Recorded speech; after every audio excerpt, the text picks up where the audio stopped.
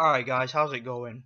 So when this Canelo Liam Smith fight was first announced, I was actually pretty excited because I do think it's a good fight. I do think that both of these guys have exciting styles.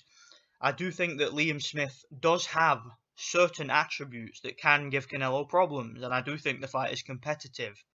However, as this fight gets closer, I'm starting to worry that perhaps Liam Smith might be selling his belt to Canelo. And what I mean by that is, he's going to get a bigger payday in this fight than he's ever going to get in the future. I mean, if you compare the market value of these two guys, Liam Smith is fairly unknown. He's been around for a while. He's been a professional for years, but he really doesn't have much of a following other than in his hometown of Liverpool. Whereas Canelo has a huge ethnic fan base. Canelo is a proven pay-per-view box office draw. He's been in very big pay-per-view events. And I'm just thinking to myself here, would they really risk letting Canelo lose to a fighter like Liam Smith? I just think to myself, is this fight going to be fixed? Because, look, I don't want to sound like I'm just nitpicking here or I'm just trying to find some way to discredit Canelo's victory if he wins. That's not what I'm trying to do here, okay? If the fight goes as I think it's going to go, and if Canelo pulls off the victory, if Liam Smith comes to fight and gives him work and Canelo is still able to beat him, all credit from me, he got the victory. But I don't know, guys. As this fight gets closer, I take politics very seriously in boxing because politics are very strong. And let's think about Liam Smith's mentality going into this fight. He knows he can't win this fight on points. All right, no matter what he does, he's not going to get a decision. Okay, we all know that against Canelo Alvarez, you can outland him, you can outpunch him, you can outwork him, you can do anything you want. You are not going to win a fight on points against him. Okay, it's not going to happen. Not unless you're a huge pay-per-view draw yourself, like Floyd Mayweather. So you're not gonna beat Canelo Alvarez on points unless you have some kind of market value. How do we know that he hasn't just been paid off? It's happened many times in the past, guys.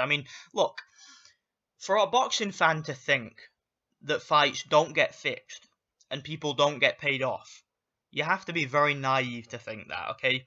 When you've got a guy like Canelo, who is a huge pay-per-view draw, one of the biggest pay-per-view draws in the sport, has a massive fan base, has a promotional company that has invested so much into him because all their other fighters seem to be leaving them, okay?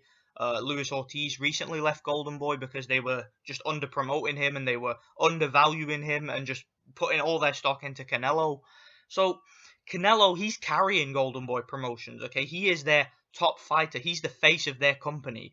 And if he loses this fight, that could dent his market value. Obviously, he's still going to have fans. He's still going to have an ethnic fan base that will watch his fights. But he's not going to have the bargaining power that he would have if he wins that belt. If he wins a belt at 154, that means that he has an excuse to stay at 154.